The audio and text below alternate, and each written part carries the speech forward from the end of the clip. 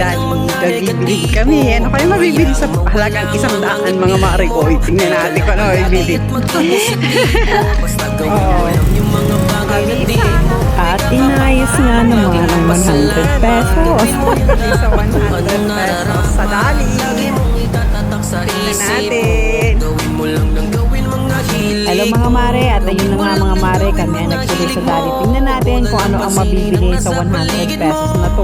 Kung may halaga pa ang 100 pesos sa ngayon. At ayun na nga, syempre kumuha na ng basket ang aking kita. Sabi ko, huwag kukuha ng basket para sa 100 lang naman.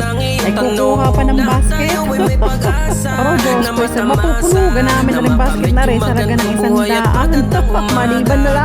Kung siya ay may bibihin din. At yun na nga mga mare, dito kami nagdiretso sa frozen foods kasi dito ko talaga babudgetin yung 100 pang baon ng aking mga Janakers kinabukasan. Pero bago ako naghanap, pinakita ko muna sa tita ko na itong ground pork na ito ay napakamura lang. Sa halagang 135 na ko mga mare, ay kalahating kilo na, ay pwede na talaga siya. Pero dahil nga ang challenge ko ngayon sa sarili ko ay budget 100 na pang ulam, ay hindi siya pasok sa 100 pesos mga mare, kaya hindi natin siya pwedeng damputin.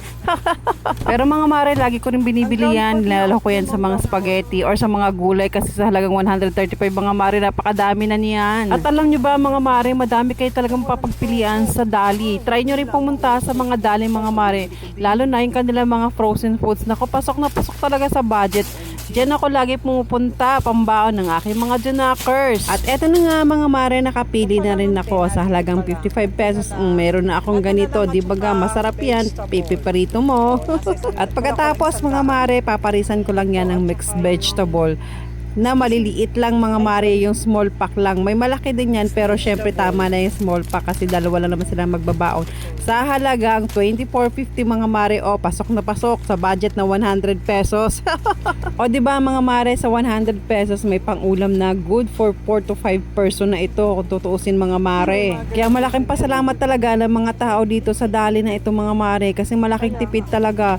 Wala na nagbukas itong dali na ito dito sa amin, sa lugar namin. Dito lang yan sa may as is, sa may Lenville mga mare. Diyos ko, hindi yan nauubusan ng tao mga mare, lalo na pagdating ng hapon dyan, ang takbuhan ng mga tao. At yun nga mga mare, nakakita pa ako ng ice cream, kaso nga hindi talaga siya ngayon priority natin kasi nga ang challenge ko ngayon mga mare is 100 pesos budget lamang.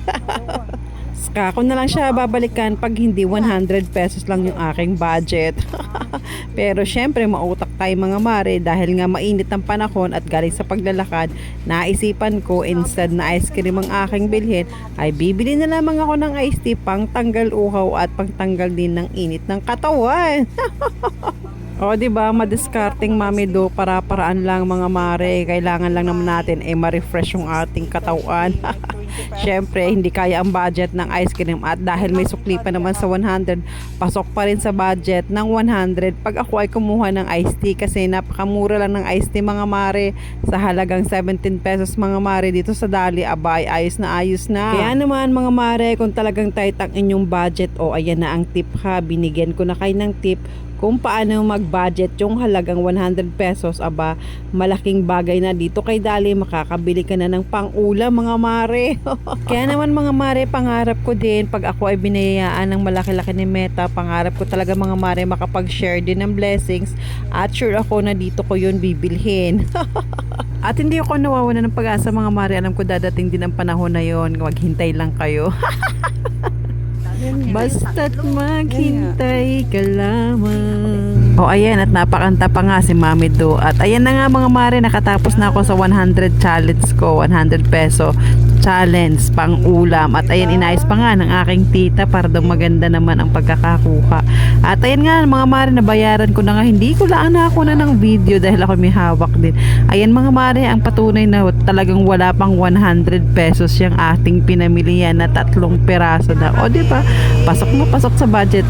Kaya mga mare, punta na sa dali. At that's it for today's video. Maraming salamat sa panonood.